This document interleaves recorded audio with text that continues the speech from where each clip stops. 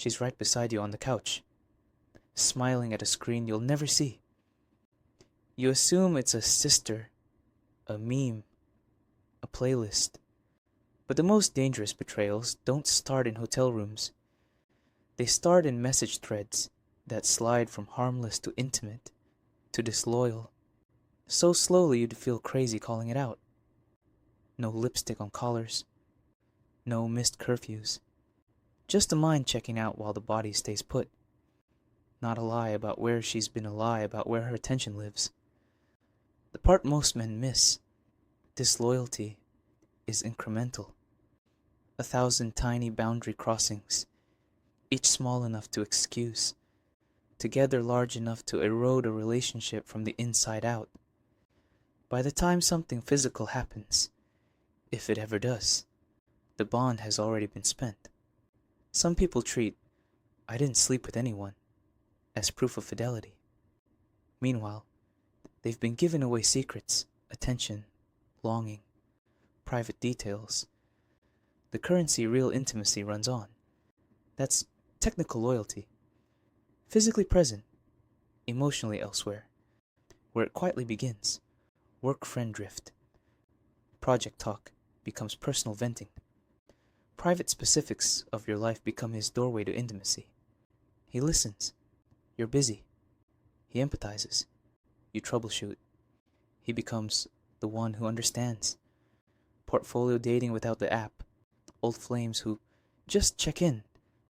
A neighbor who needs someone to talk to. A trainer who motivates. No line crossed, just a line that keeps moving. Transparency as camouflage. You've heard his name. That's the cover.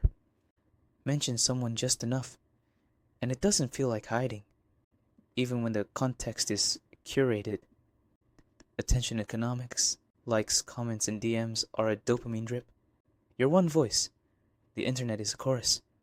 Without explicit boundaries, validation becomes a slot machine. Pull, reward, repeat. Trips and identity shifts. It's not the geography, it's the psychology. The temporary identity change from partnered to open-ended possibility. Flirtation isn't the plan. The option is the high. Comparison poison. You think you're competing with a person. You're competing with a collage. Colleagues' highlight reels. Influencers' edits. Fiction's best traits. No one wins against a composite fantasy. Secret keeping against your wall building. A hidden thread. A deleted chat. A second account. Every secret is a brick. By the time you notice the wall, it's already too high to climb. Small signs men explain away. The phone tilts when you glance over. The smile disappears on contact. Laughter aimed at the screen more than at you. We quietly becoming I in plans and language. The friend you never really meet, or only in sanitized settings. Plans that are always last minute. You're free only when everything else fell through. Your private struggles show up in someone else's ear. None of these alone is definitive. Together they sketch the pattern. Why this is everywhere, and not about demonizing anyone. It's structural. Infinite access, phones always on. Zero friction, vanishing messages, separate accounts. Social reward, validation at scale.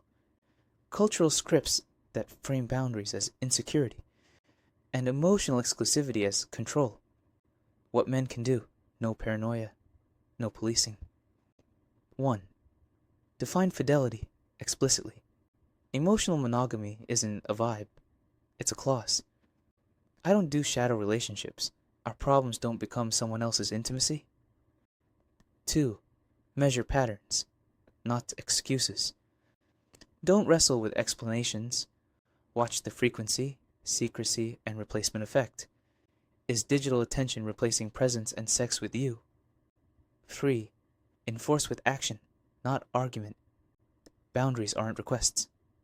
If private threads or emotional outsourcing continue, I'll step back. Then actually step back. 4. Go first, be the standard. No flirty DMs, no unresolved friendships with attraction, no airing private issues to potential competitors. Integrity gives your line moral weight. 5. Daylight friendships. Real friends tolerate sunlight. If a friendship shrivels when you're in the room, it wasn't a friendship. 6. Choose sovereignty over surveillance. Don't snoop. State terms. If trust collapses, leave clean. Protect your dignity, not her notifications. 7. Fix the leaks or walk. Relationships leak where boredom, resentment, and avoidance live.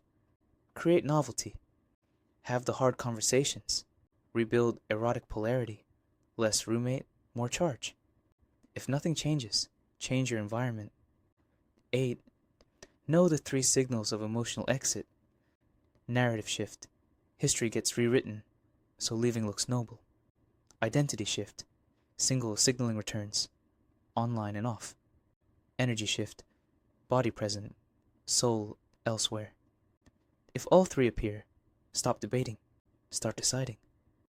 A word to anyone who recognizes themselves in this pattern. If you need more validation, say so. If you're unhappy, say it. If you're done, say it.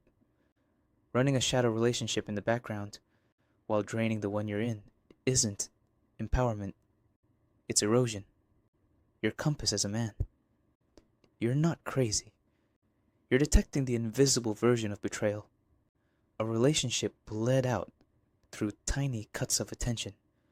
Stop litigating your value in a marketplace. Someone won't exit. Choose standards over anxiety, clarity over access, peace over proof. When emotional fidelity becomes non-negotiable, you stop bleeding by inches. And if you leave with your head high.